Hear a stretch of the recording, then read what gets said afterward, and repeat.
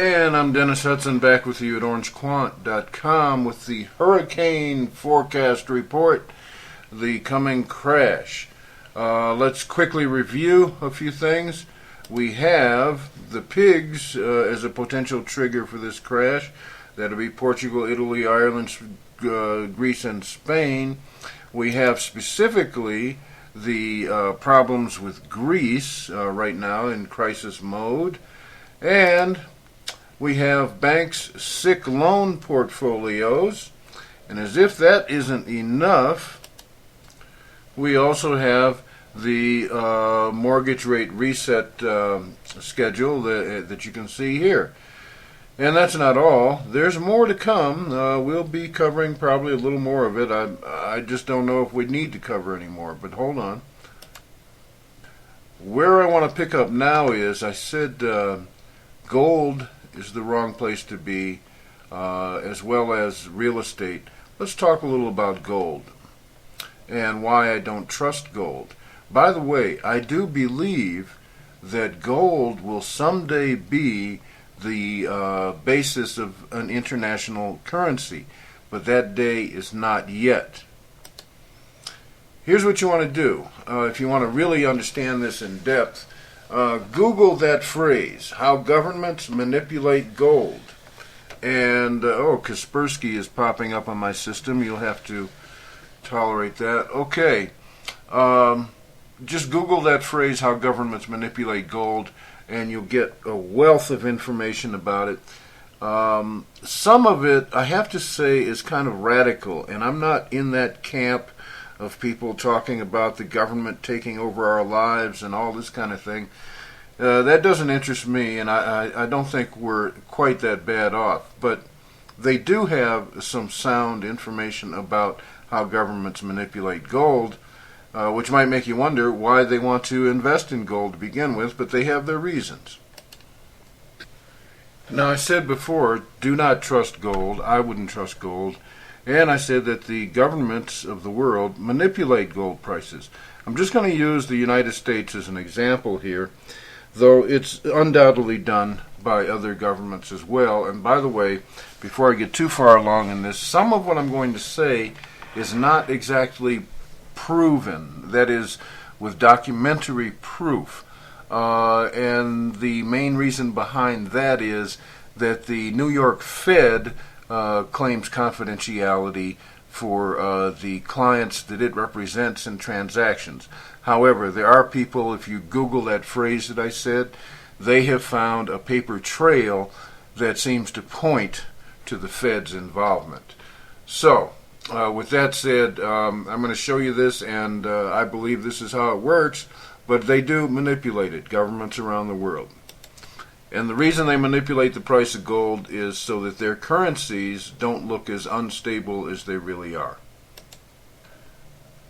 Okie dokie, a little background. The COMEX, which you see here, I don't need to circle it, but there's the COMEX.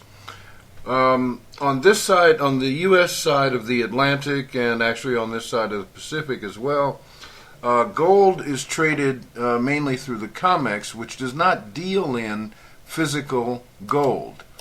It deals in gold contracts, in other words, paper.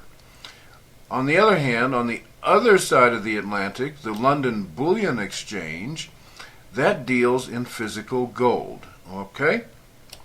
Now, this maneuver can be done at any time, but it's most advantageous to a government to pull it off on Friday afternoon, let us say shortly after the noon hour, New York time. And the reason for that is because it's at that point that the London Bullion Exchange closes. So the only market operating at that point anywhere in the world is the COMEX, right? So you've got a lot less action going on, a lot less volume, and it's much easier to manipulate price that way. So the COMEX is just paper contracts. So the theory is that if a government wants to drive down the price of the gold that you're holding, here's what they do.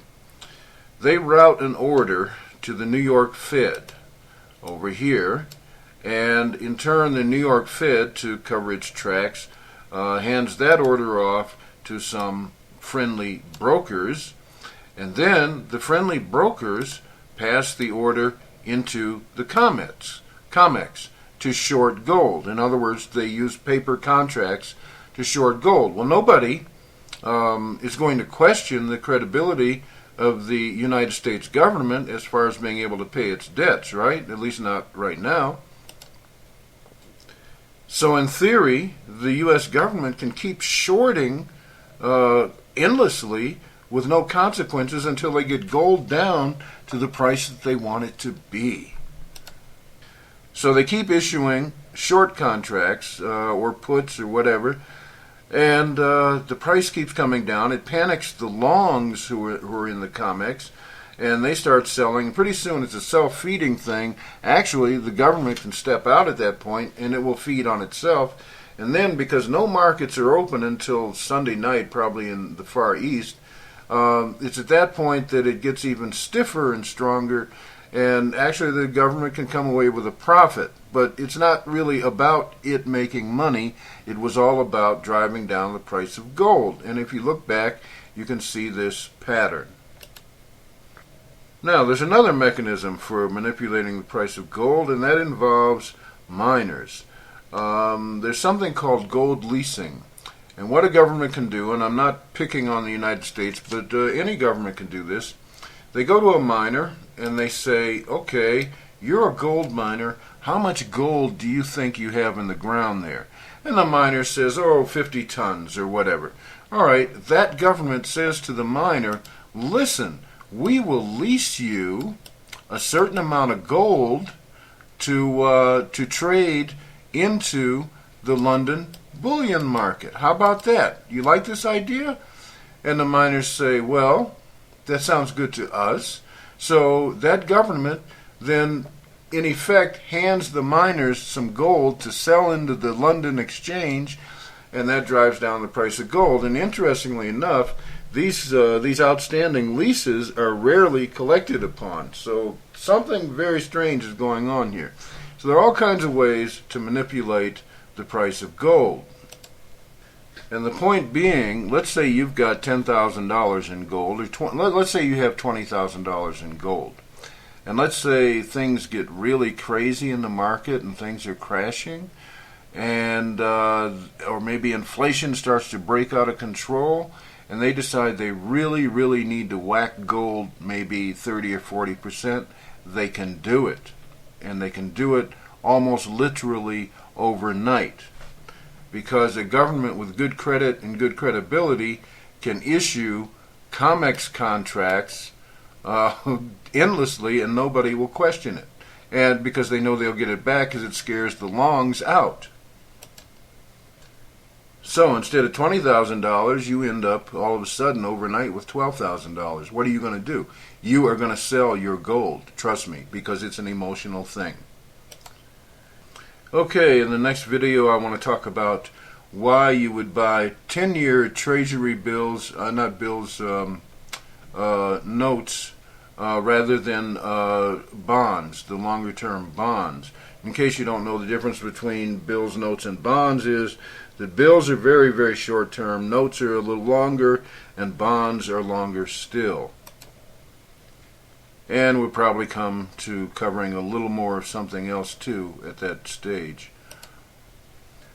And don't forget to get your copy of the FLIR 2 ebook, because very shortly we're going to start into the analysis, the technical and quantitative analysis of why this crash that we're talking about is going to occur.